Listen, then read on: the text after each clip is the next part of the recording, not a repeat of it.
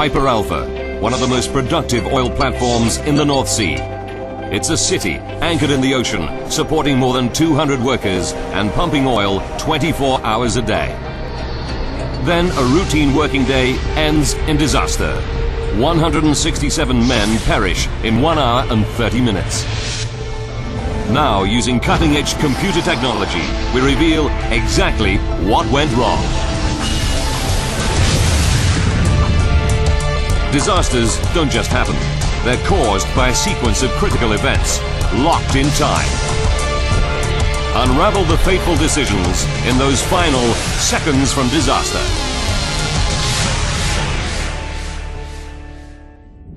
Europe, Scotland, the North Sea. Wednesday, July the 6th, 1988. Piper Alpha is stationed 176 kilometers out from the city of Aberdeen, in the middle of the infamously rough North Sea. It's built to survive winds of up to 185 kilometers per hour and waves as high as 28.5 meters. With more than half of it hidden below the waves, the entire structure towers 230 meters above the sea floor, 2.5 times the height of the Statue of Liberty. But today, the North Sea is having one of its kinder days. There are 226 men on board Piper Alpha. Electrician Bob Ballantyne is one of them. It was one of these absolutely beautiful summer's days you get in the North Sea. It was calm, it was tranquil. To keep the massive rig running smoothly, the complex machinery requires regular servicing. It's a never-ending job. 7:45 a.m.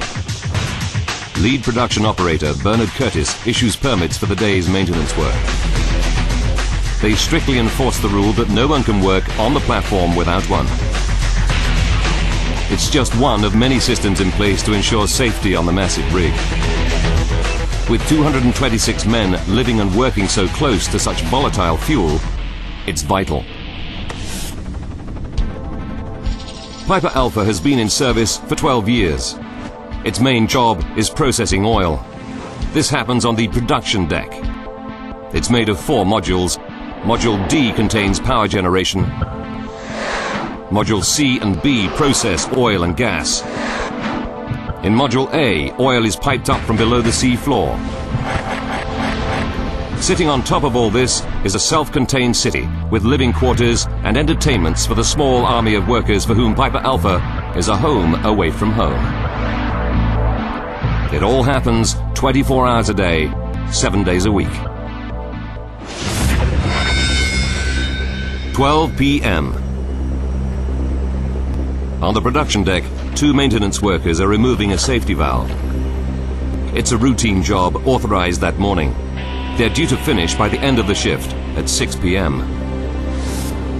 For control room operator Jeff Bollins, it's just another regular day. There was men doing maintenance, the oil wells were flowing oil, the machines were running, compressing gas. It was a hive of activity. 5:10 p.m. Jeff Bollins begins his final shift in the control room before leaving the rig. It was a good shift because we were all happy on it.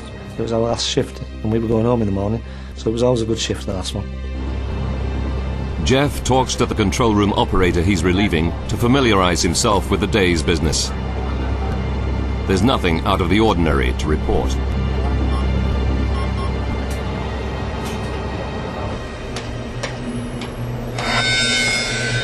"6 p.m.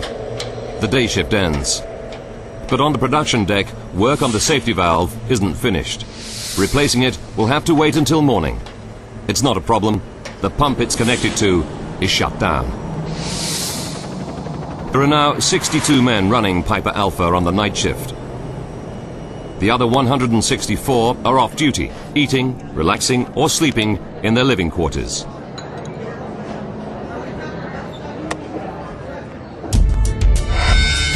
"9:45 p.m. Suddenly, an urgent alarm disrupts Jeff Bollins' routine shift. it's an audible sound which brings your attention to it. You locate then on a visual basis what's happened, and what we call the condensate pump will tripped. Condensate is the oil man's term for LPG, liquefied petroleum gas, a volatile and highly flammable liquid. The pump compresses it to a pressure of 78 atmospheres. That's 45 times the pressure in a car tire. The pump has stopped working, but Jeff is still unfazed. I've seen the condensate pump trip that many times. I couldn't tell you about 20, 30, 100, 200, and it was something that needed attention and something that wasn't a major problem, and the quicker you attended to it, the less of a problem it was. Lead operator Bob Vernon goes down to the pump 9 meters below the control room. It should be straightforward to restart it, but tonight the production crew can't get it going. Piper Alpha continues to produce liquid condensate. There's now barely half an hour left before the storage tank fills up and the safety systems shut down the entire rig. This could lead to a complete loss of electrical power on the platform. Although not dangerous, it'll stop the rig producing oil, and the crew will go to almost any lengths to avoid this. They're feeling the pressure. Things became more and more of a problem. So what started off as quite a routine incident and a minor problem was snowballing. Normally, a second pump would be available, but tonight it's out of service for maintenance. If they can start that one, it should solve the problem. Vernon quickly checks the work permit and confirms that the scheduled maintenance hasn't yet begun. So that it can take over from the broken pump, the lead production operator signs this pump back into service. But then, at 9:55 p.m., a new problem complicates the situation further. An alarm sounds, warning Jeff Bollens of a small gas leak on the deck above the pump. He silences the alarm and informs another member of the crew, who's also down by the broken pump. The situation now escalates rapidly as Bollens receives several more alarms in quick succession, warning of further small gas leaks. These are followed by something more ominous. And they're just coming in one after the other. And then next thing we knew, we're getting high gas alarms, which is very rare, very serious. It's 10 p.m. Captain Michael Clegg is aboard the maintenance ship Lowland Cavalier, stationed just 25 meters from the southwest leg of Piper Alpha. Suddenly, he sees an explosion as a flash of blue flame shoots out below the platform. In the housing block, Bob Ballantyne is carrying a hot drink on his way to his bunk. This almighty explosion lifted the platform right up. It seemed to lift it right off the North Sea and just shake it about like a rag. By sheer chance, on another nearby vessel, Charles Miller is taking pictures for his son's school project when he hears the explosion. As he clicks the shutter, a second explosion rocks the platform. He catches the first evidence of what will become a major disaster. There are 226 men stranded on the rig, and it's on fire. On July the 6th, 1988, at 10 p.m., an explosion shatters the calm of evening on the North Sea oil rig Piper Alpha. 226 men are working on board. 10 p.m. In the control room of Piper Alpha, operator Jeff Bollens thinks he's on a routine shift, until the explosion throws him from his desk. My experience of the explosion was finding myself 15, 20 foot up the other end of the control room. Lights going out, turbines tripped, everything's down, a lot of smoke. Immediately, Jeff does what he's trained to do.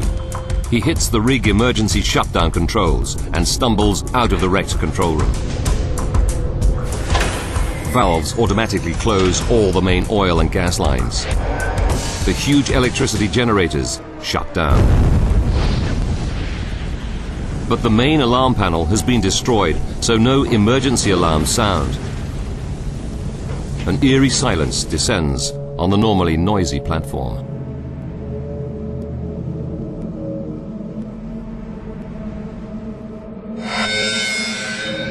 "10:05 p.m. This amateur home movie, shot from a nearby ship, shows Piper Alpha just after the first explosions. On the blazing platform, Jeff Bollins and 20 of his colleagues are surrounded by flames and smoke. They're trapped 29 meters above the waves. They need to think fast. And there was nowhere to go except downwards. One of the lads found a rope which he tied to the handrail, and we started climbing down the rope. They scramble down to a deck just 6 meters above the water and jump into the sea. A safety boat is always close to the rig, and tonight other ships are also nearby, laying undersea pipes. They all launch small rescue craft to pick up survivors. Within 5 minutes, Jeff and his colleagues are plucked from the water. They are some of the lucky ones. 10:20 p.m. Piper Alpha is shaken by a second colossal explosion, captured on this video. A large section of the rig is engulfed by a roaring fireball. Jeff Bollins sees it all from the rescue boat. The heat was just intense, even though we were maybe 100 yards away. The platform just looked like the kind of things you see in a disaster movie. About 100 men have gathered in the canteen. It's one of the main emergency meeting points because it's close to the helicopter landing deck. But they don't know that the heli deck is already engulfed by smoke and flames. A helicopter rescue is impossible. Smoke begins to creep in. The trapped workers now fear for their lives. Somebody had shouted out that they were afraid, and I heard the boys coming back and said, "You're afraid, everybody's afraid." The evacuation plan calls for them to wait in the canteen for rescue, but it doesn't come. As the situation worsens, rigger Jim McDonald decides to make a run for it. But others trapped with him cling to the belief that help will arrive. I said, well, I'm going to try and get off myself. And I said, if you make it fair enough, I says that I'm going to try it. Jim's had 12 years' experience on Piper Alpha. He thinks there's an escape route through the laundry room. I went into the laundry, but when I got into the laundry, I wasn't in the laundry. I was in somebody's room. I said, oh, Jesus God. I just sat in the corner of the corridor in the corner. Disoriented by the thick smoke, Jim McDonald is lost. And every moment he sits there, the odds against him grow.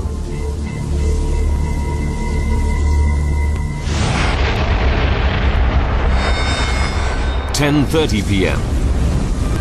Dave Lambert and some colleagues also flee the canteen. Unlike Jim, they find their way out onto the blazing deck, but they're surrounded by the fires. The flames are getting closer and closer and closer, and the only option we either go back into the platform or go into this little metal hut. But once they're inside the hut, it hits them. There's no way out. I didn't think we had a chance of getting out, to be quite honest. We were blocked with fire, there was no exit. Basically, we were trapped.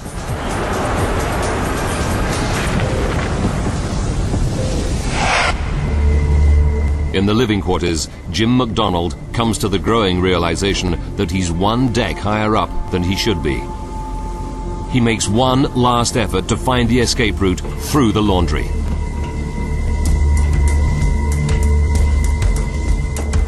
I opens the door and I says, please God, be there laundry. And I just opened it and just touched it. Oh, the washing machines. Once outside, he runs across the blazing deck and down to a platform on one leg of the rig. He jumps 21 meters into the bitter cold North Sea. So I went in. When I hit the water, I went right down, and it was great feeling. It was very, very quiet. and very, very still. And then all of a sudden I just shot back up. Jim grabs onto the leg of the rig until a fast rescue craft picks him up. The tears would run down my nose. And this young lad, he said, "Oh, you didn't have to cry me, mister." He says, "You're safe." I says, "I'm just crying with happiness." I was that happy, you know. Working under the platform on another rescue boat is Ian Letham. These photographs show his crew in action. They managed to haul 6 survivors out of the water. We picked up the last 2 people and thought, right, we'll take off now. But as we went to leave, we realised we were entangled amongst debris from the platform. With the inferno blazing out of control overhead, they battled desperately to clear the debris. 33 meters above them, electrician Bob Ballantyne and a group of colleagues are also escaping down the rig. But Bob decides he doesn't like this escape route. I don't know why I changed my mind. I just said, no, I don't want to go that way. While his friends climb down the west side of the platform, Bob begins to climb precariously down the east side. It's a choice that will save his life. 10:49 p.m. Beneath Bob, on the water, rescue boat driver Ian Letham is trying to free his craft from the debris. The heat is relentless. It was like being under a giant grill. I mean, it was so hot. I can remember saying to my colleagues, you know, we're going to have to get out of here. This is getting really bad. And I think it was about a split second after that, there was just a huge whoosh. And I woke up in the water. I came to in the water. 10:50 p.m. Another colossal explosion tears through the platform, scattering debris over 800 meters. Ships 1.5 kilometers away feel the vibrations. The fireball engulfs Ian Letham's boat. Ian never sees the boat, his crew, or the 6 men they picked up again. He swims to a leg of the blazing platform. Another survivor is clinging to it. I sort of looked round one side and the gentleman in question was Bob Ballantyne, was on the other side of the leg. So Ian came floating down the platform, Wagner pulled him in beside me just for human company, that he needed someone there with you. Bob and Ian cling to the structure, and the whole platform shakes as the fires devour it. With every bang that went off, this thing shook. I mean, this leg was immense, it was huge. And we were hanging on to it, and it was getting hotter and hotter and hotter. I mean, it was getting really hot. My ears were starting to blister. Bob and Ian leap into the sea. With the last of their strength, they swim to a nearby ship, and the crew haul them out. They're suffering from burns and exhaustion. Up on the blazing platform, Dave Lambert is trapped in a steel hut. But the colossal explosion at 10:50 p.m. rips the end off it and opens up a new escape route. If that explosion hadn't have blown the end off it, I don't think we'd have survived. There's no other way out. Dave races out of the hut and onto the blazing platform, 45 meters above sea level. As he reaches the guardrail, another explosion blows him over the edge and into the sea. Amazingly, he survives the fall and can see the rescue boats. But totally exhausted from his ordeal, he can't reach them. I had no energy left. And I got to the stage thinking, oh, God, don't let me get this far and drown. But Dave's incredible luck holds out. At the last moment, a rescue boat spots him and hauls him from the water. As the last survivors are picked up, Piper Alpha begins to collapse. 11:20 p.m. Another violent explosion shakes the platform. Piper Alpha is now in its death throes. One of the cranes collapses. Then the drilling derrick. the whole platform begins to tilt to the east. The main living area containing the canteen where the workers gather to be rescued tips to the north and slips below the waves. There'll be no rescue. The rest of the platform follows it into the North Sea. By 12:45 a.m., the 20,000-ton Piper Alpha platform is gone. This tiny piece, part of a section called Module A, is all that remains. There were 226 men on Piper Alpha. 167, including 2 rescue workers, die. The tragedy takes everyone by surprise. North Sea oil is the pride of Britain. The country earns huge profits from it. No offshore platform has ever been lost before, anywhere.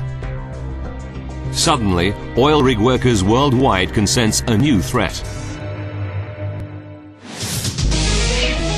The Piper Alpha disaster takes just 1 hour and 30 minutes.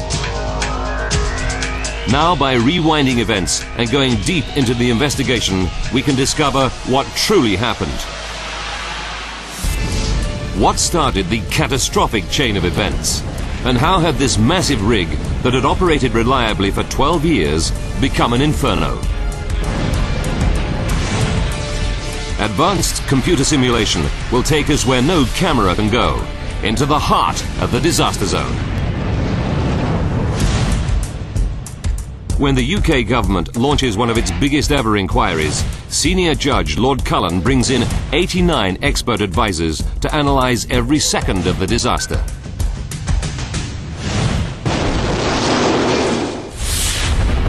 But the extent of the destruction leaves very little evidence.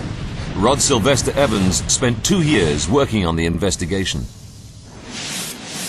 There was no scene left, apart from part of Module A, which was standing proud from the sea.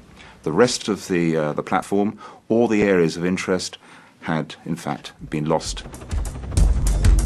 With the wreckage of the rig scattered across the sea floor, 145 meters below the surface, all they have is eyewitness testimony, plus Charles Miller's vital photographs. From these scraps of information, they have to solve the entire mystery. Investigators begin to interview survivors. Of crucial importance was the evidence of the control room operator, Mr. Bolins. And he had witnessed a series of gas alarms that had come up just before the first explosion.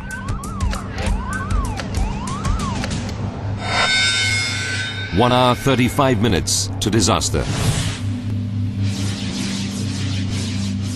These gas alarms are all from the production deck. The investigators study the 4 15 by 46 meter modules that make up this deck. They conclude that all of the alarms come from one area, Module C. Another clue confirms this. Captain Michael Clegg on the nearby vessel Lowland Cavalier sees a blue flash coming out from the same area. These 2 pieces of evidence are enough to convince the investigators that Module C has to be the starting point for the disaster. But the flash of blue flame has to have a fuel source. What is it? Piper Alpha produces 3 highly flammable products: natural gas, liquefied petroleum gas or LPG known as condensate, and crude oil. All 3 are prime suspects for the start of the disaster. First, they investigate the platform's main product, crude oil. It burns in a very distinctive manner. Professor Dougal Drysdale is an expert in flame behavior. Once you ignite it, the surface is burning. The flames have a characteristic appearance in that they will tend to be large and sooty. But the initial explosion is not a large sooty flame. It's a blue flash. So Drysdale concludes it cannot be crude oil. That leaves natural gas and condensate. Because it's lighter than air, natural gas rises. Condensate, on the other hand, is heavier than air, so it sinks. investigators revisit the eyewitness testimony from Captain Clegg and make their first major breakthrough. He sees the flash coming out from under Module C. The fuel source for the blue flash must be heavier than air. It can only be condensate. But investigators believe that this explosion was relatively small, barely the equivalent of one car tank full of petrol.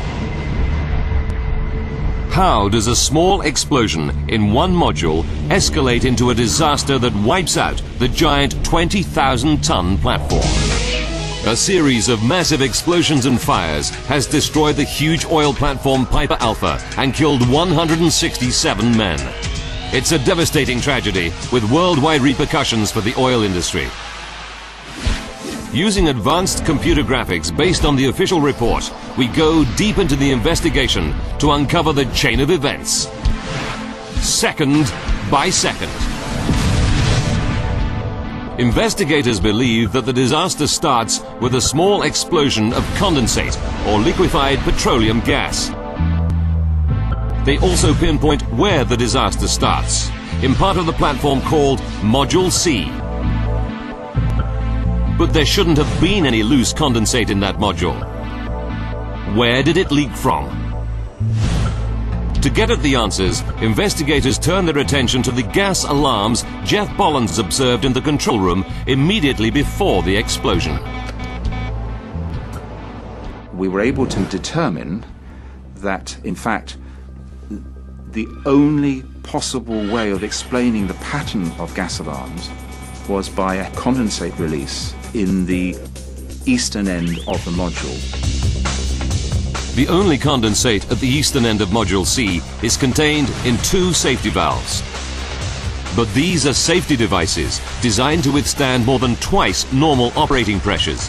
How could they leak? Then the investigators make a vital discovery.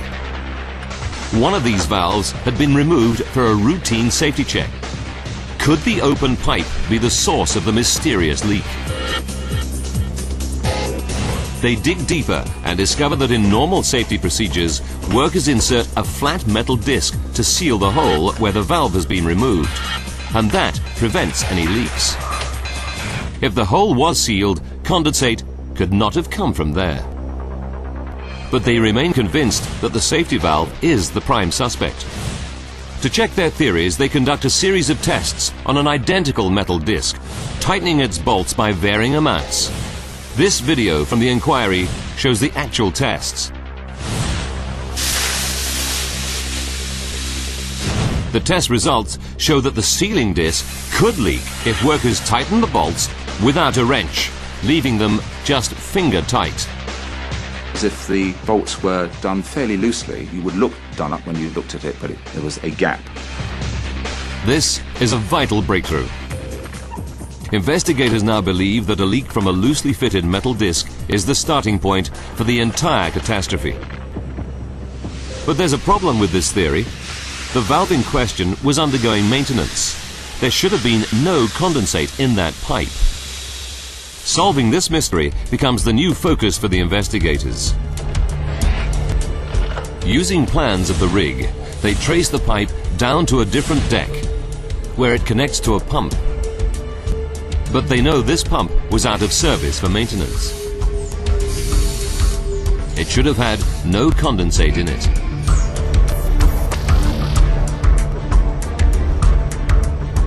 Then they talk to the night shift workers.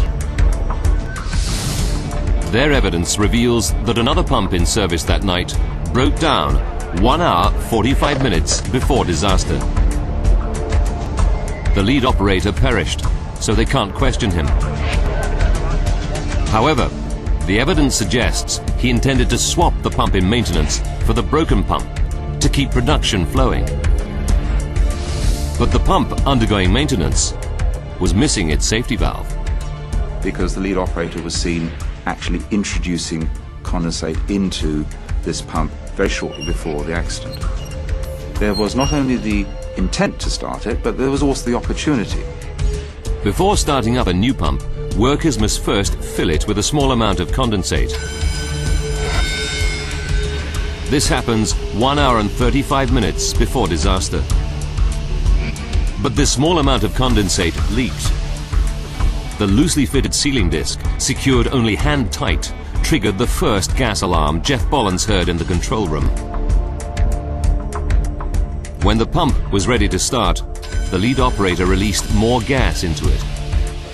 He would conduct the valves to introduce more condensate, and it was during this period that there was a very major release.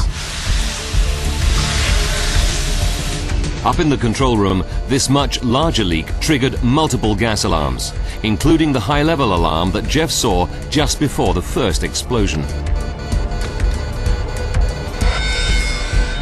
At 1 hour 30 minutes to go, the leaked condensate explodes in Module C.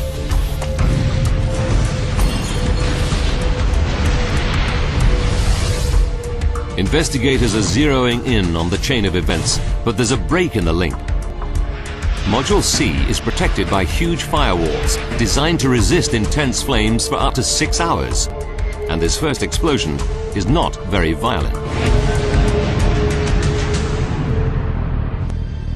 But photographic evidence reveals a surprise. Less than 10 seconds after Module C explodes, the picture shows a huge fireball ballooning out of the module next door, Module B.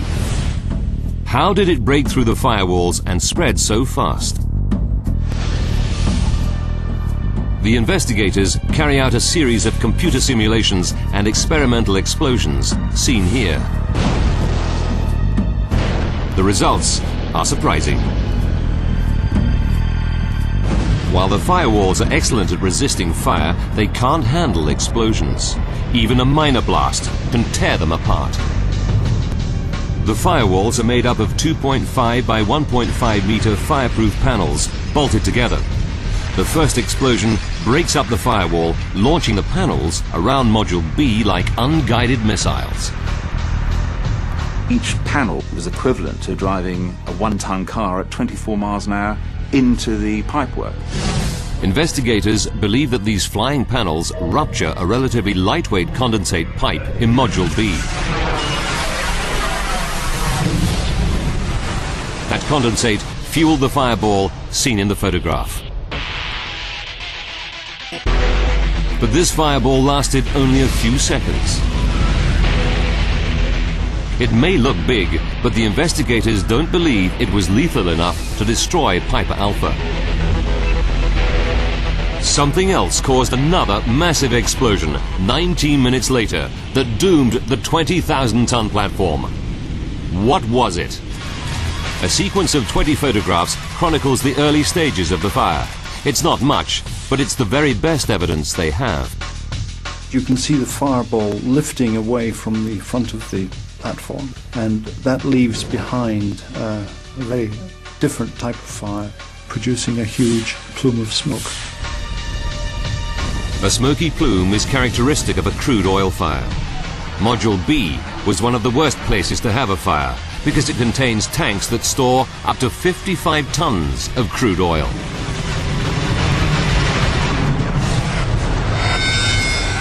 With 1 hour, 10 minutes left, the situation escalates. A colossal explosion shakes the rig. It creates an inferno that rages on the underside of the platform.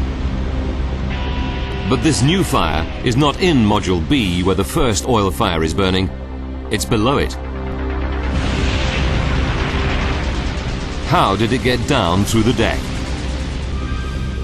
Once again, investigators search for clues in the pictures taken just after the fireball. If you look at the photographs, it's clear that there is a fire below Module B. They realize this can only mean one thing. Flaming crude oil is running downwards to fuel this fire. They're certain that it drips onto an area where the rig's divers prepare for work. But this area is covered by grates. The burning oil should drip straight through the holes and into the sea. Instead, it settles there, forming a large fire. Again, investigators are stuck. Then they discover a vital clue. The divers have placed rubber matting over these gratings. When they diving. They didn't want to, with bare feet, step on very sharp grating.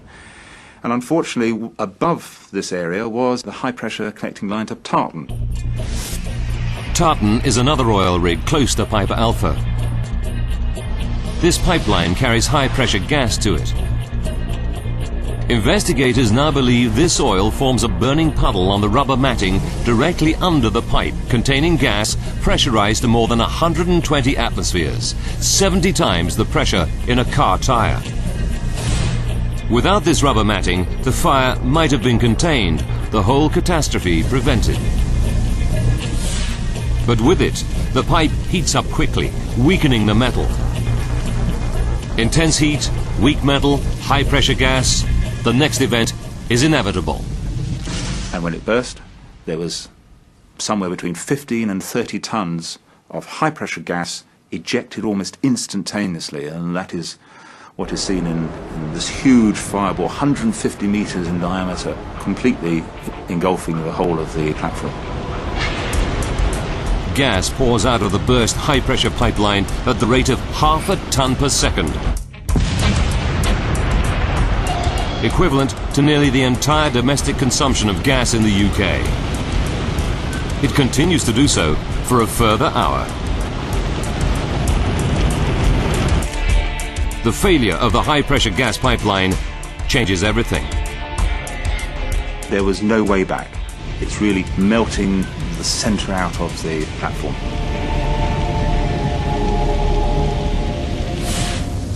There are still 2 more gas pipelines that run from Piper Alpha. The larger of them contains 1,120 tons of pressurized gas, 3 times as much as the one that has already burst. Investigators realized that it was now just a matter of time before these other gas pipes failed. 1 hour, 10 minutes before the breakup of the rig, there was no hope of stopping the inferno. An even larger explosion shakes Piper Alpha. One of the 2 remaining pipelines has burst. Bob Ballantyne survives it. His friends on the other side of the rig are not so lucky. There was an explosion and they were caught up in a fireball and incinerated. Ian Letham's rescue boat was tangled in debris below the rig. The explosion destroyed the boat and killed everyone on board, except Ian. I ended up in the water, looked around the place, and the whole place was just alight. The sea was alight, everything was alight. By now, the fire is so great, photographic evidence is useless. So investigators gather electronic data from other oil rigs connected to Piper Alpha. 40 minutes to go. The investigators discover that the gas pressure in the larger of the 2 remaining pipelines begins to fall rapidly. It's this which is now burst. Only one gas line, connecting Piper Alpha to the Claymore platform 35 kilometers away, remains intact. 10 minutes remaining. There's another massive gas explosion. It's the final pipeline failing.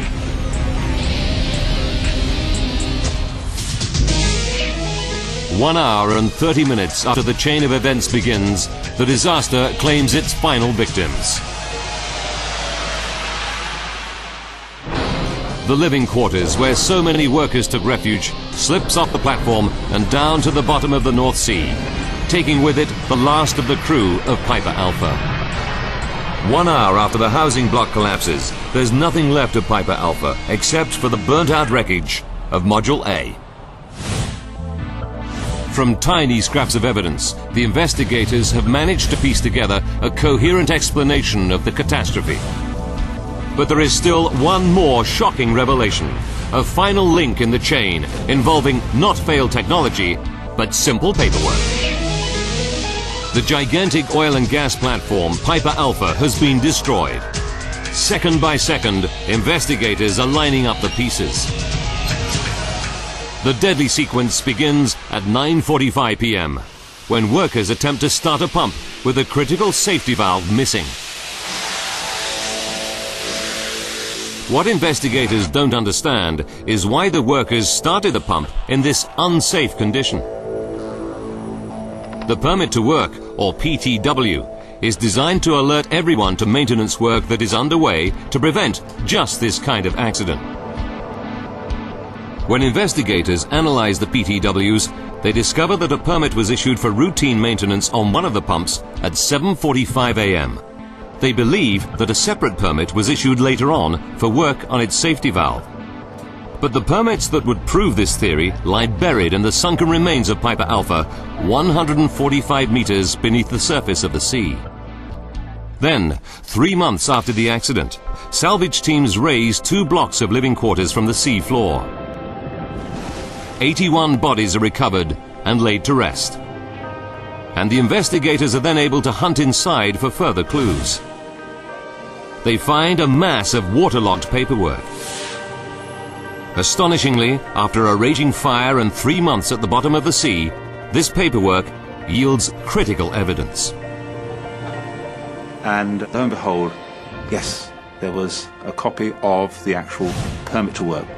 And it was a huge buzz because we had heard that one was probably issued, but we weren't sure. And here it was, we actually had the actual copy. This is the original permit, recovered from the bottom of the North Sea. Permit to work number 23434 for the maintenance operation on valve number PSV 504, dated July the 6th, 1988. It's the first link in the deadly chain of events. Investigators are now certain that there were 2 permits issued, one for the pump and a completely separate one for its safety valve. On Piper Alpha, the crew stores permits in different boxes for each area of the platform. This seems logical, but creates a fundamental problem. Because the pump is in one part of the platform, but its valve is in a completely different area. And that means the permits are stored in separate boxes. That really starts to be where the problem comes. The 2 permits should have been held together. That simple error or clerical mistake perhaps meant that these 2 permits were separate. When the operator checks the pump's permit, there's nothing with it to warn him that the safety valve has been removed. That permit is stored separately in another box. It might as well not have existed at all. So when pump B stopped and there was the question asked, can I get pump A going? The maintenance lead hand said, yeah, fine. As they attempt to start the pump, they set in motion the chain of events. Investigators believe that the workers on duty that night did not know the safety valve was missing. Otherwise, the experienced operators would never have tried to start the pump. The only permit they see is for the pump. It doesn't mention the safety valve. At the heart of this tragedy, behind the raging fires, the explosions, the collapse of the 20,000-ton rig, and the loss of 167 lives, behind the entire catastrophe lies a flawed system of permits to work.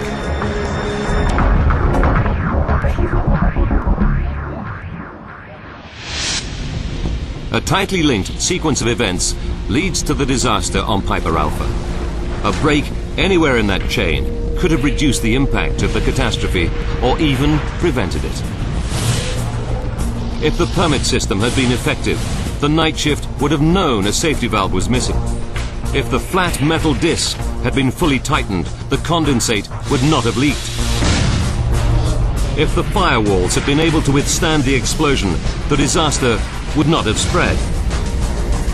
If divers had not placed rubber matting on the metal grate, a pool of burning oil would not have formed, and the massive high-pressure gas pipe would not have exploded, sending Piper Alpha into the sea and 167 men to their deaths.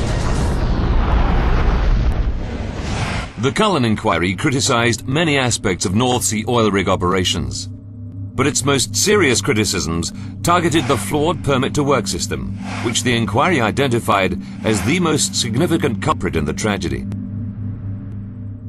Occidental Petroleum, Piper Alpha's operating company, paid millions in compensation to victims' families. But because of insufficient evidence, no criminal charges were ever brought.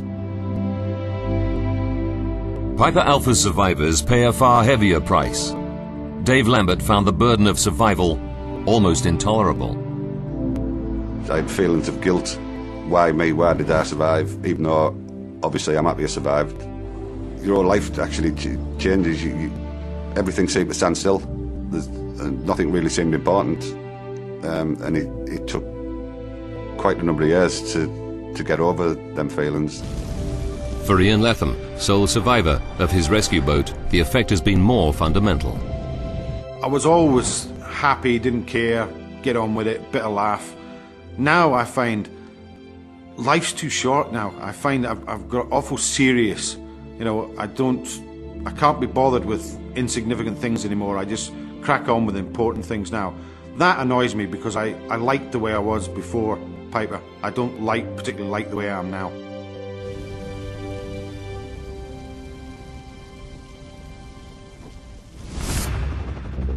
The Cullen Report recommended massive changes to almost every aspect of the way that British offshore operations are carried out. But the lessons learnt have repercussions for the oil industry in Britain and worldwide. The hope is there will never again be a disaster like that of Piper Alpha.